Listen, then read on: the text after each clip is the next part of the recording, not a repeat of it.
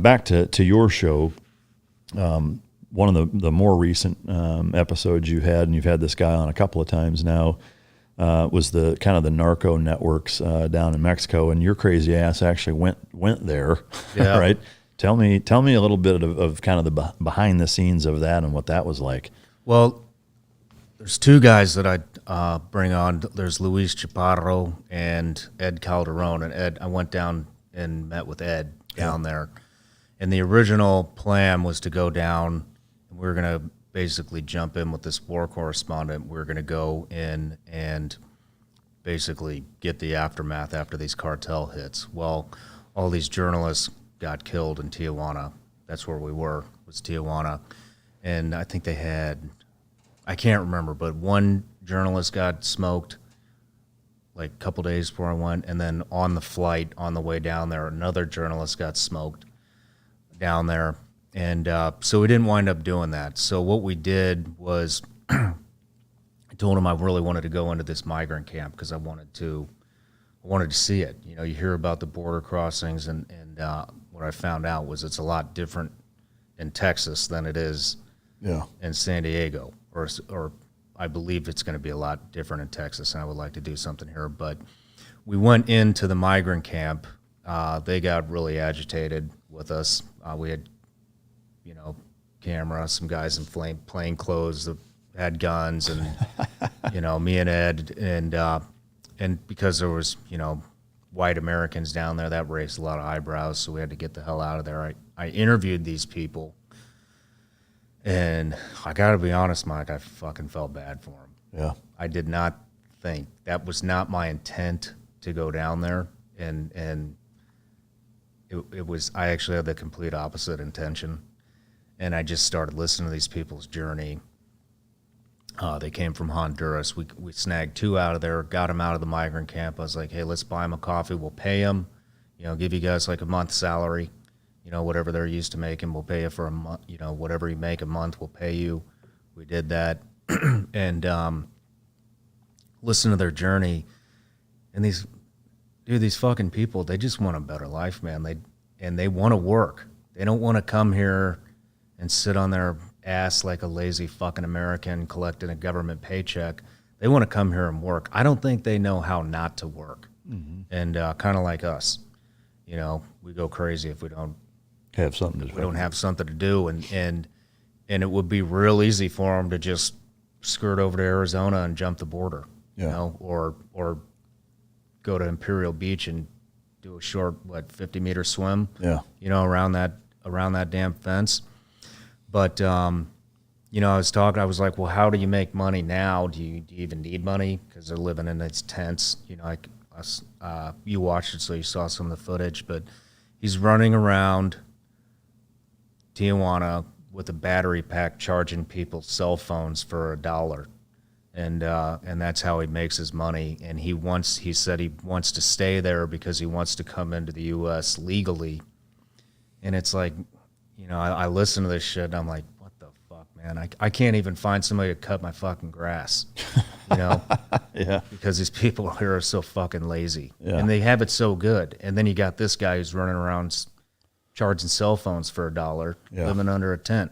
Yeah. And then you come over here and you have, you know, the new administration just bringing in all the illegals when you got all these good people over in this camp who are waiting to come in so that they can come in and provide for their families and work and to be honest, just better the country. I mean, nobody else wants to do these jobs.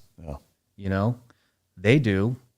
And let them in. Why are you fucking bringing in all these other people? Yeah. No, I agree. I mean, I don't, the sense of empathy for sure is not lost on me. To me, I think most rational, decent people think, you know, similarly, in that, you know, allowing people to come here is a good thing.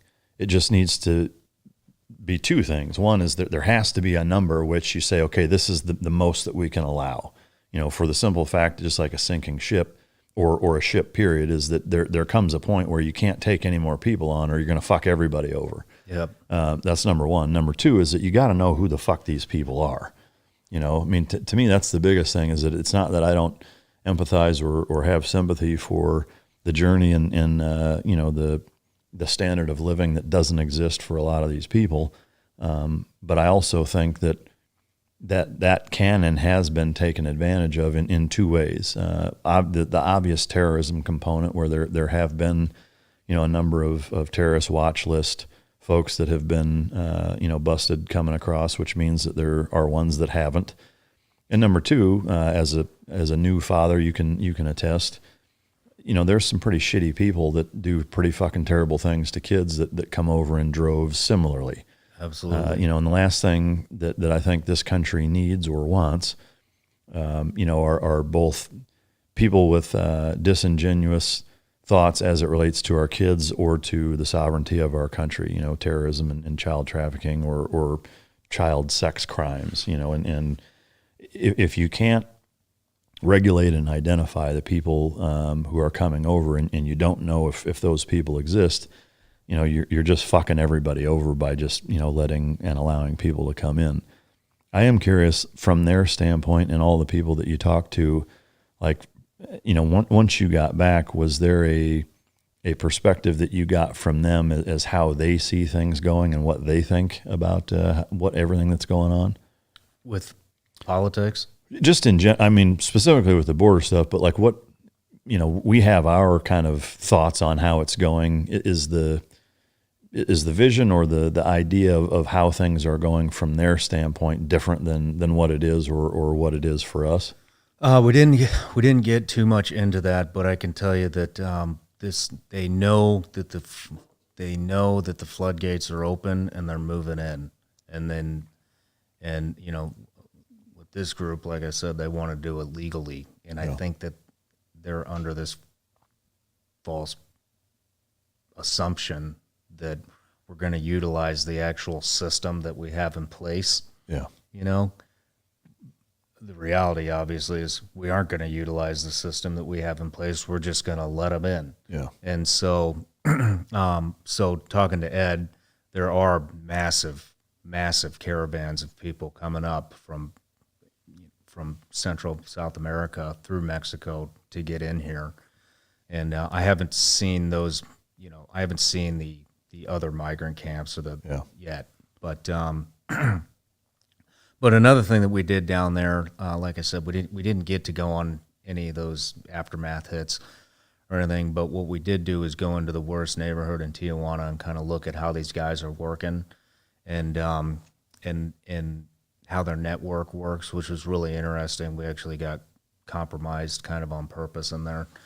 But Ed's like a really, really connected guy. Yeah. And way more connected down there than I thought he was.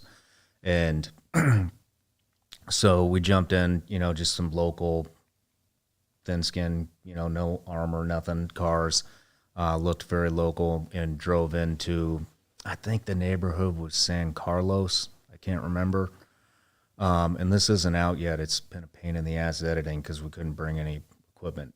It was all done on an iPhone, and we had to be super, you know, discreet.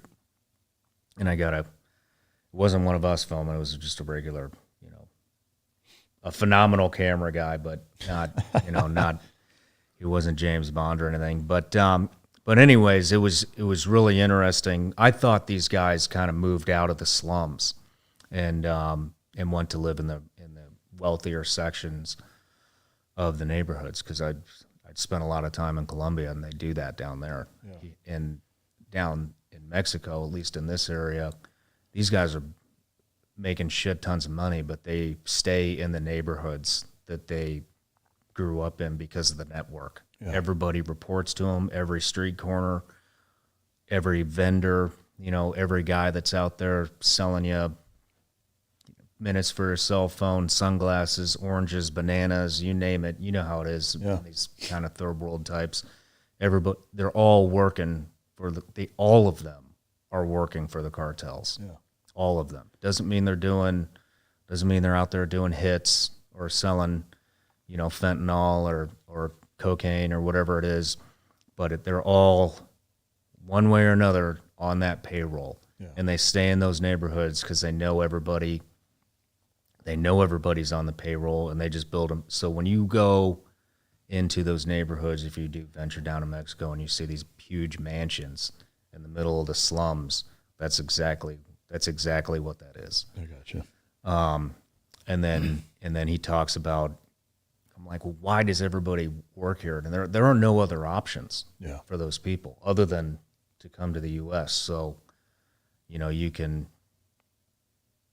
make $10 a day, probably not even that, selling bananas on the side of the road, or you can make $10 a day selling bananas on the side of the road, and then, with a little extra cheese from the cartel for saying, hey, I just saw, 2 white guys come in here. I saw the police. The police won't even go into those neighborhoods anymore. They're so bad. Yeah. But really interesting. I've always been fascinated with that kind of stuff. Yeah, I mean, it's hard not to be. I mean, especially when, shows like Breaking Bad or, even watching like the Narcos series or whatever. I mean, it is fascinating, and there's so much of it kind of ingrained into pop culture. You having been to some pretty dicey places in your career, prior to what you do now, were there times where you had that same sense of like, holy fuck, we're not in Kansas anymore, and it was pretty hair on the back of your neck type of environment? Only once, to be honest with you. It was pretty permissive. From my viewpoint, it looked pretty permissive. I mean, we weren't there to fuck with anything. We were just strictly observing. But we did get out, and it was like, let's get out. And I was like, all right, fuck it, let's get out, And got out, talked to the vendors a little bit. I don't know what Ed said.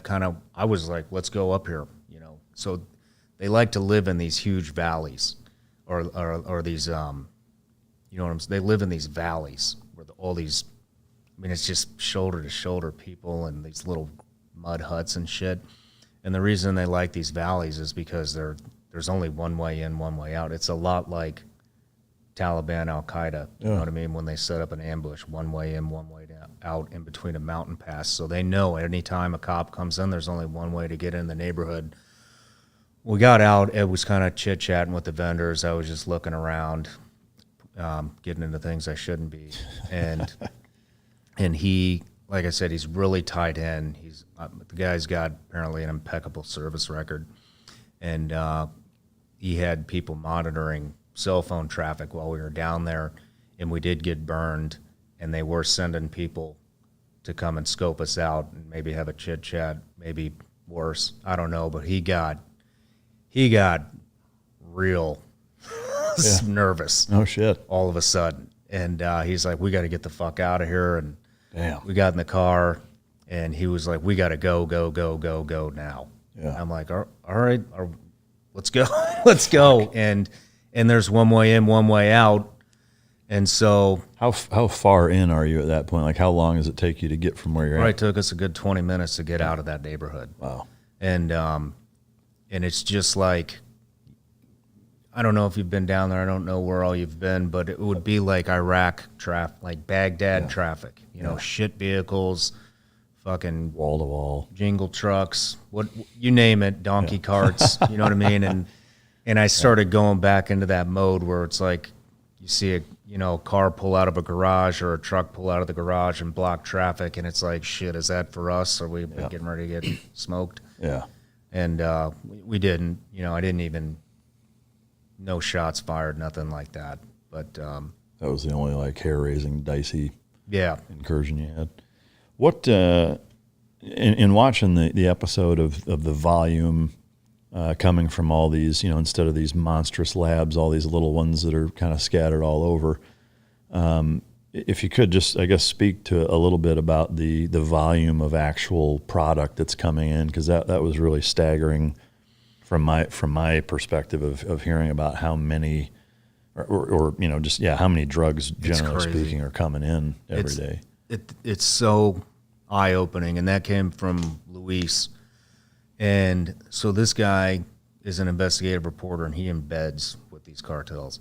And the knowledge, I guess not knowledge, the information that he gets is just, it's insane. Yeah. I can't even believe they're giving him this. But so, for starters, China's behind the whole fentanyl thing. I don't know how many people know that. But that's, Not very many, I don't think. I think very few people realize that. yeah, it's a double win for the cartel in China. So China, wanting to achieve world domination, we're these fentanyl pills and heroin, it's destroying us. And people think it's the junkies living in the tent over in downtown Dallas, San Diego, LA, Nashville, wherever. Dude, everybody's on this shit. Your doctors are on it, your attorneys are on it, your dentist is on it, cops are on it, veterans are on it. Yeah. A lot of our friends, are on it and have died from it. And so that's their win. They're weakening, us from the inside out. The cartel win is the money, obviously. And so what's happening is China is not only they're shipping product in, for these guys to make this stuff, but they're also sending in chemists into these cartels to show them how to make the world's deadliest fentanyl and perfecting it so that they'll have these like little classes.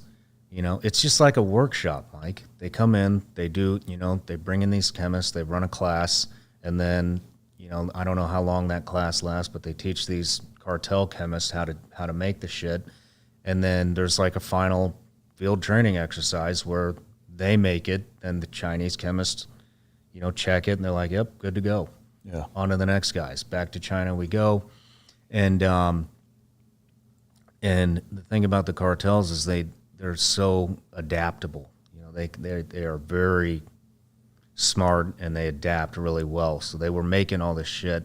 They make the paste and stuff out. They were making it out in the mountains, in the hills, out in the bush. And this shit is so potent, and you can see this footage in that episode, that it kills all of the vegetation around it. I mean, I was like, is it winter there? Because there was no leaves on the trees. And he's like, no, actually, if you just go a little bit, he's like, there's like a 50-meter-ish radius where all the vegetation is dead. If you walk past that, it's all green again. So basically, where they're making these fentanyl-laced pills, it's so potent that right there it's killing all the vegetation? Well, that's the paste. Oh, That's where they used to make it. Now, because they've been somebody's getting involved. I don't know if it's the Mexican government or whatever. They've moved it indoors, and so they're taking this paste and they're moving it indoors, and it's very similar. There's footage of this too. It looks like it's in just a basic apartment kitchen. Yeah. It's nothing to it. I can't remember the exact numbers per kitchen that it's making, but we can do reverse math if you want, but if I remember correctly, one village is producing 3,640,000,000 fentanyl pills a year that's being moved up into the US and Canada. That's one village. One fucking village. God damn, that's crazy. 3,640,000,000 fentanyl pills a year. So with it being so pervasive in our society, as you said, there's people that you wouldn't think that are on it. How do they combat that, or was there anything like that discussed with the people that are making it, the drug dealers themselves, the population there? Like, if it's so readily available, like they're swimming in the shit, do they all stay away from it, and they're smart enough to fucking segregate business from pleasure that way, or are a lot of them all fucked up on it too? The chemists aren't. The chemists are scared shitless of it. Yeah, and because they understand it. Yeah, and he talks about it because if you look, it looks like a damn COVID testing station. Yeah. I mean, they're all they're wearing an N95 mask, they're wearing glasses, they're wearing the protective covering for their skin, because if they inhale any of that shit, it's over. It's game over for them. They're dead. And one guy wound up in a coma for I can't remember how long, and now he's back cooking again. But they are scared shitless to make this stuff, but the money's so good they continue to do it. I don't think cartel members, the ones that he was saying, really have a problem with fentanyl, because they do know how deadly it is. But I got to be honest, when he went to a party with these guys, and it sounded very similar to guys like us coming home, just dealing with shit that they do every day. And he was just talking about mounds of cocaine, booze, women, and just numb. So your regular Friday night? Yeah. Yes. Yeah. But yeah, I mean, because to me, like if it's that difficult for, quote unquote, upstanding citizens in our society, even knowing the problem, and you see the stats, we're over 100,000 opioid-based fucking overdose deaths in the last 12 months. I mean, that's a significant number. That's one of the, I know 18 to 45, it's the single biggest leading cause of death in this country is opiate. Yeah. And Damn. It's like, why the fuck isn't that talked about? Yeah. Right? Like you're going to shut the entire country down over COVID when 18 to 45, which is the bulk of the people that are doing the shit day to day, not to say that people 45 and above aren't, but that is the reality, is that the heavy lifting is done 18 to 45, in a society. And if that population, the most people in that age group are dying from overdosing on fucking pain pills coming out of Mexico largely, shouldn't that be a bigger fucking item on the radar societally? I mean, you would think, but once again, that just goes back to, our government. They don't want to solve anything. Yeah.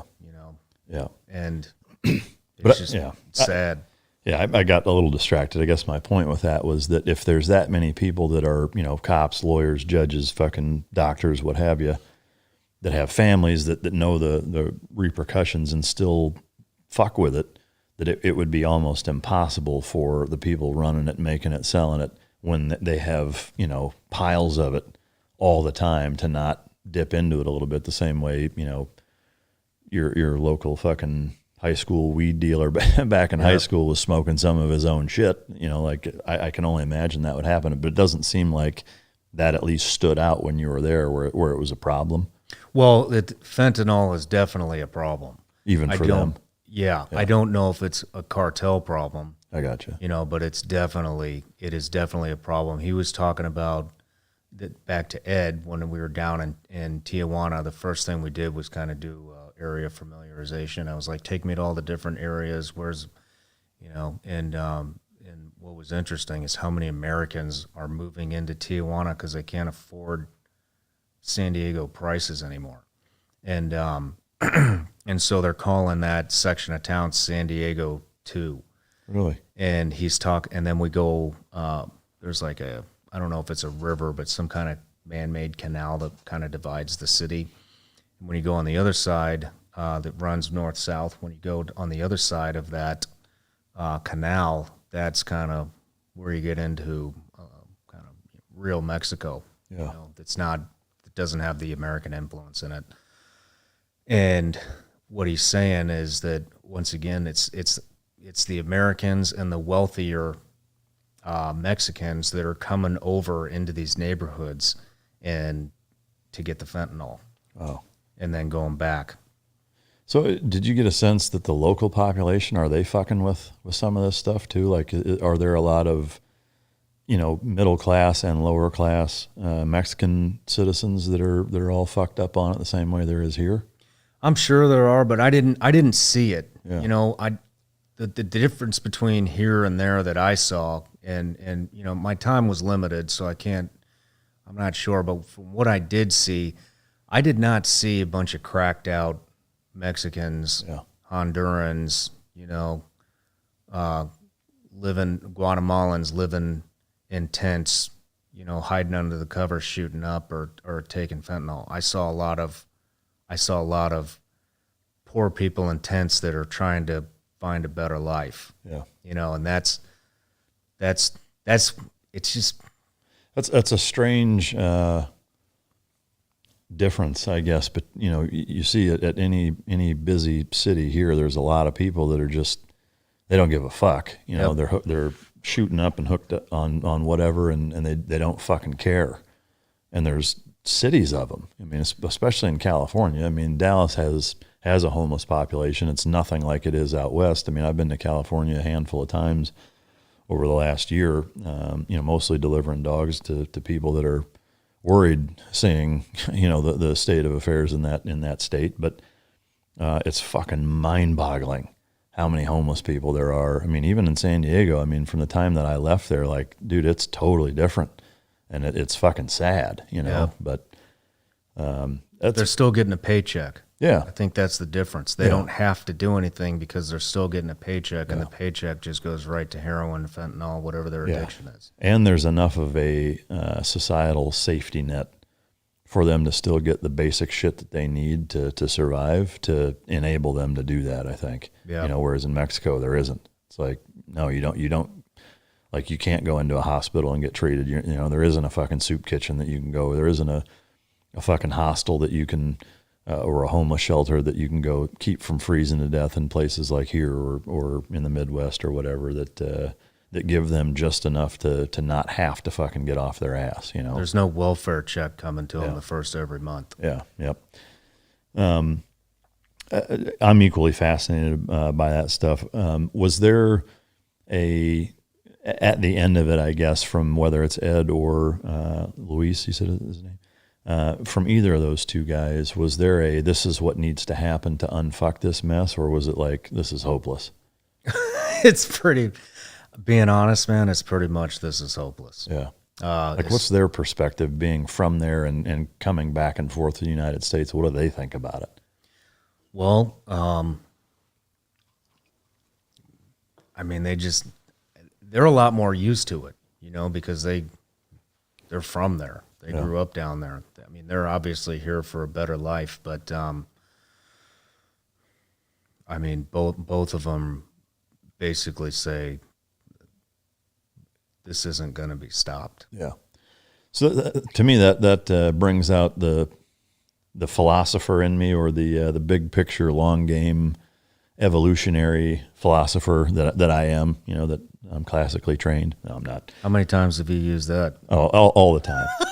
Just this morning, actually, on the way here. No, but to me, that does beg the question a little bit of, almost from a Darwinism standpoint, is that, I was talking earlier about, the population, it has this critical mass threshold or breaking point where, Mother Nature, I think, ultimately has the final say, and makes the corrections that are necessary. To me, I have to wonder if some of that is Darwinism, of essentially saying, okay, that the human population is X. It can't sustain itself, even if it's like some weird subconscious genetic fucking mutation that's saying, okay, these swaths of people are just going to fucking go away because they're too fucking stupid or lazy or undisciplined to not fuck themselves up with this stuff. That's how, the population is going to keep itself in check. I don't know. I mean, I know that's kind of, like I said, big picture, almost like human philosophy standpoint. But I mean, do you think that there's any element to that? I don't know. I mean, I understand what you're saying and where you're coming from, but I mean, a lot of these people are fucking good people, that are hooked on this. And I'm just being frank, my best friend was one of them. I saw it destroy him all the way to the very end. And I don't think it's necessarily always these people's fault. A lot of this comes from doctors, especially from veterans, back pain. And I don't know if you've ever done any painkillers. I was addicted to them for a while. And I mean, it numbs you out. You feel good. Yeah. Or maybe not good, but all the shit that's bothering you just don't fucking care anymore. Yeah. I not to interrupt, I don't dispute that they're bad people. I don't. I hope it doesn't come off as a sense of arrogance or that the people that are on that are stupid or fucking bad people. I don't. I mean more almost from an evolutionary standpoint, is that, like, the Mother Nature component is irrespective of what type of person it is. Oh, I see what you mean. It's the fact that, like, it's like mutating genes, is that, hey, there's a problem and evolution has to fix it. And there has to be a mechanism to keep the population from reaching a certain point. And so human nature will find a way, kind of almost like the Jurassic Park, like fucking life finds a way in both good and bad. But it is that I wonder if there is an element of almost a subconscious or a genetic component to our species controlling itself that way.